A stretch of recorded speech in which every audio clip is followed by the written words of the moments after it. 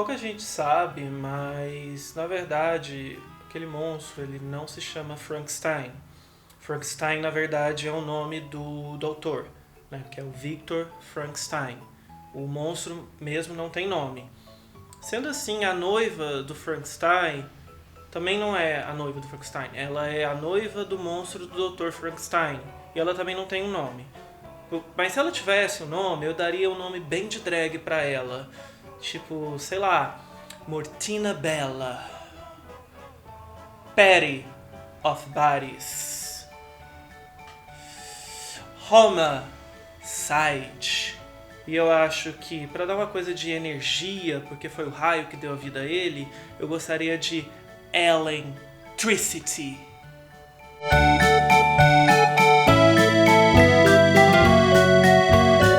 Olá, bom dia, boa tarde, boa noite. Eu não sei em qual momento você está nos assistindo, mas este é o Clube de Leitura da Envy. Um quadro que mistura drag e literatura, porque ler é o quê? Fundamental, como diria nossa mama RuPaul. Bem, e hoje eu vim aqui parecendo uma morta, que não é muito diferente do estilo de drag que eu geralmente faço, né? Pra falar de um dos clássicos do terror, que é esse daqui, Frankenstein. Né? Ele que gerou a figura de um dos monstros mais icônicos dos filmes de terror. E eu poderia falar sobre essa história, abordar ela em diversos aspectos. Eu poderia abordar o lado filosófico sobre como é que é a característica do humano de brincar de Deus, ou que como a ciência muitas vezes não é resposta para tudo, mas hoje eu quero falar o que essa história representa. Você sabia que quem escreveu Frankenstein foi uma mulher? Exatamente. Em 1831, Mary Shelley quebrou um pouco os paradigmas, né, da literatura do terror, sendo uma das mulheres mais famosas a escrever horror. E pensando na sociedade em que vivíamos e a sociedade em que vivemos hoje, onde papéis de gênero são tão estereotipados do o que é feminino e o que é masculino, é muito interessante pensar que a gente às vezes não consegue imaginar que quem escreveu Frankenstein foi uma mulher por não ter nada de feminino na história. E que história é essa? Como diria Lewis Carroll, o autor de Alice no País das Maravilhas, vamos começar pelo início e quando chegar ao fim, terminamos. Frankenstein, né, começa com um jovem pescador escrevendo algumas cartas, né, para sua amada, e ele tá pescando em um lugar bastante gélido no Ártico, né, no norte do mundo, e ele encontra lá um cientista que começa a contar a vida dele. Esse cientista era, obviamente, o Dr. Victor Frankenstein, e ele começa a contar sua vida desde criança, sua relação com os seus pais, né? Relação que ele tinha com a prima dele, que não sabe muito bem se ele tinha uma relação de irmão ou de amante, vendo que o Dr. Frankenstein ele tem problemas sérios em dividir o que é amor fraternal de amor romântico, até ele ingressar na vida acadêmica, onde ele foi fazer medicina, e ele acaba encontrando um pouco da filosofia do Paracelso, um autor importante sobre a origem da vida durante o Renascimento. E então o Dr. Victor Frankenstein acaba pegando partes de corpos diferentes, montando aquilo tudo em um só ser, né, um homúnculo, dando vida a um monstro que, como eu disse no começo desse vídeo, ele não tem nome e ele parece que também não tem um lugar no mundo. É uma história de fato muito interessante, tem umas cenas bastante trágicas, eu acho até mais trágicas do que aterrorizantes. Frankenstein, sem sombra de dúvida, é uma obra extremamente interessante, é uma obra que nos levanta vários questionamentos, e um deles é, sendo ele escrito por mãos femininas, será que faz dele uma obra feminista? Tornar visível aquela que fora ocultada foi o grande objetivo das estudiosas feministas desses primeiros tempos. Essa é uma frase de impacto, não é? Ela foi escrita pela cientista social Guacira Louro, que em seu livro ela fala muito sobre questões de gênero, identidade e até sexualidade. E neste ensaio, né, que eu vou deixar as referências aqui, ela fala muito sobre a dificuldade de inserção da mulher na ciência, porque a ciência não era vista como coisa de mulher. Ainda tinha um certo tabu em que as mulheres elas deviam falar só sobre coisas do universo feminino, como se esse universo feminino fosse algo à parte do universo masculino, que era o principal. O universo masculino e, digamos, o universo masculino branco e heteronormativo, senão não servia. E é interessante como isso ainda se constrói na nossa sociedade, porque a gente ainda tem cursos e profissões que são profissões de homens e profissões de mulheres.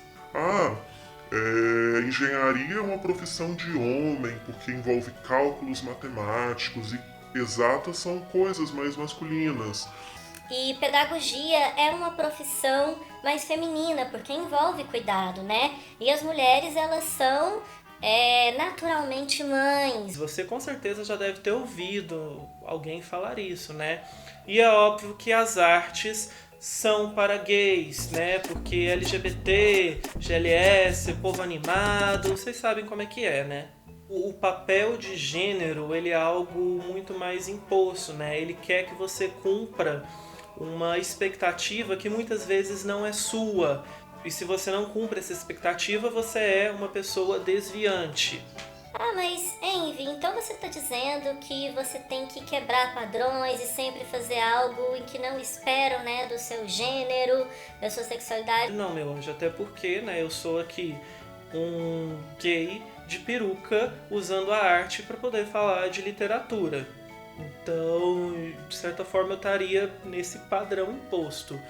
Mas o que eu quero dizer é, lembra quando alguns segundos atrás, minutos, eu falei que o universo feminino parecia um universo à parte do masculino? Então, era a gente entender que nosso universo ele é plural e abrange vários universos, abrange mais de um ponto de vista.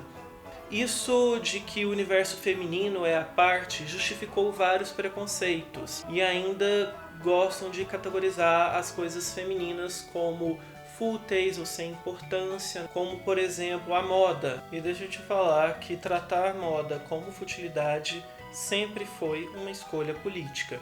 Você lembra quando alguns vídeos atrás aqui eu analisei o retrato de Dorian Gray? E se você não lembra, vai lá assistir o vídeo, em que a moda ela separava a aristocracia da burguesia. Isso indica que a moda ela sempre foi para separar recortes de classes, né? E hoje em dia o homem viril de verdade acha que não importa com moda, mas vai no fundo, ele compra uma camisa simples que só tem um logo da sua marca favorita e ele a ostenta e usa como se fosse algo muito importante. Como utilizamos a moda pode ser diferente, né? A deputada Erika Hilton, inclusive, ela usa a moda como uma forma de aproximar o jovem LGBT para a política.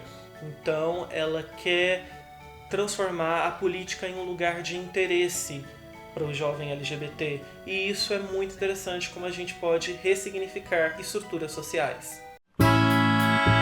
Bom, agora chegou o quadro mais aguardado de todos, que é o nosso Shade Literário, onde eu gongo pessoas que não existem ou autores que já estão mortos.